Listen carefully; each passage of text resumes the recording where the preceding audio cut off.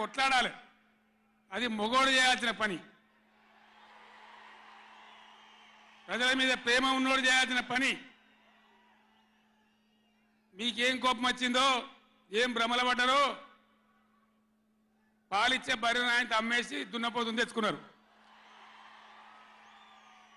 ఇక తర్వాత ఏం నడుతుందో 3వ నెల మీరు కళ్ళారా చూస్తున్నారు. చిన్న చిన్న విషయాలు పర్వాలేదు, కానీ మన జీవితాలనే దెబ్బకొట్టేటువంటి కృష్ణా జలాలు కేఆర్ఎంబి అంటే కృష్ణా రివర్ మేనేజ్మెంట్ బోర్డుకు భద్రపల్లాగబోయి అప్పయిపోయినారు ఈ గవర్నమెంట్. ఇదే జిల్లాలో ఉన్న మంత్రి ఉత్తమ్ కుమార్ రెడ్డి మొన్న మాట్లాడిండు అసెంబ్లీలో, మీరు కూడా విన్నారు. ఉమ్మడి రాష్ట్రమే నయం ఉండినట్టు ఆయనకట. ఉమ్మడి రాష్ట్రమే మంచిగా ఉండే ఇప్పుడు మంచిగా లేదట. మరి శ్రీకాంతాచారి ఎందుకు చచ్చిపోయింది? ఇదే జిల్లాలో పుట్టే బిడ్డ. ఎందుకు చచ్చిపోయిన ఉద్యమకారులు? అంత పెద్ద ఉద్యమం ఎందుకు జరిగింది? లక్షల మంది, కోట్ల మంది ఎందుకు పాల్గొన్నారు? ఇంత సోయి తప్పి మాట్లాడతారు మంత్రులు. గవర్నమెంట్ వస్తే ఏం చేయాలా?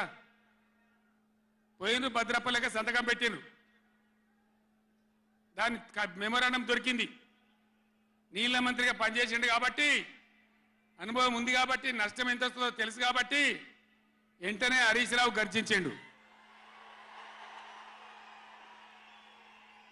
గర్జిస్తే ఒక 4-5 రోజులు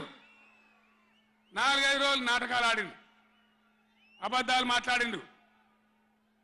నిలబెట్టి మన గట్టిగా అసెంబ్లీలో అడిగితే, అసెంబ్లీ బడ్జెట్ జరుగుతుంది, మీరు చూసిండ్రు. బడ్జెట్ జరుగుతుంటే ఏమవుతుంది? బడ్జెట్ అతి ముఖ్యమైన విషయం. ఎప్పుడు కూడా చరిత్రలో దాన్ని పక్కకు పెట్టి వేరే అంశాలు తీసుకోరు. కానీ అగమేఘాల మీద ఇది జరుగుతుంటే, ఆ రగడ జరుగుతుంటే, బిడ్డ మీ సంగతి బదాలను నిలబెడతా, మిమ్మలను ప్రజల ముందే తెలుసుకుంటాం అని నల్లగొండ, చెలో నల్లగొండ నేను పిలిపించిన.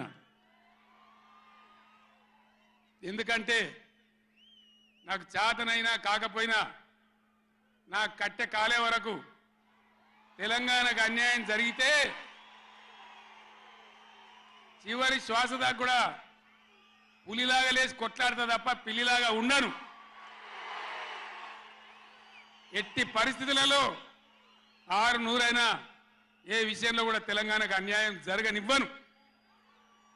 కొట్లాడదాం. చెలో నల్గొండ ఇయ్యంగానే పీక పీక సచ్చుడు.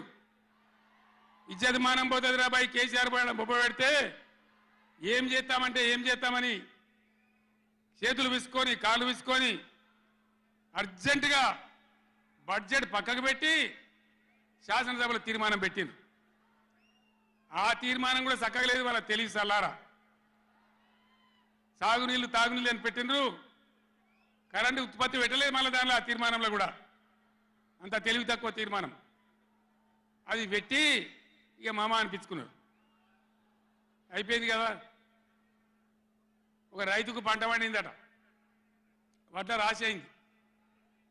ఎందుకంటే రాసి ఎవడు ఎత్తుకపోకుండా పొత్తు పోసేది, పొత్తులు ఆ బూడిదో శుద్ధో ఏదో పోసేది. పక్క రైతుని పిలిచి పొరుగు రైతు పొత్తు వైరాబాయ్ అంటే, ఉంటే నాకేంది పోతే నాకేంది పులిగోవాలి కానీ పొత్తు పోసిందట. ఇది ఏం పోతుంది? వాళ్ళకు కావాలి పదవులు, వాళ్ళకు కావాలి పైరవీలు, వాళ్ళకు కావాలి డబ్బులు తప్ప ప్రజల హక్కుల గురించి లేదు. నాడు లేదు, నేడు లేదు. దయచేసి నేను మీ అందరినీ కోరేది ఒకటే, అన్ని సందర్భాల్లో పోరాటమే ఉండదు. అవసరమైనప్పుడు పోరాడాలి, పోరాటానికి సిద్ధంగా ఉండాలి. అవసరమైతే సద్దులు కట్టుకొని రావాలి, మనం పిడికిలి బిగించాలి. అప్పుడే మన హక్కులు కాపాడుకోగలుగుతాం. అటు కేంద్రాన్ని కానీ, అధికారులను కానీ, కృష్ణా ట్రిబ్యునల్ కానీ, రాష్ట్ర ప్రభుత్వం కూడా భద్రప పనిచే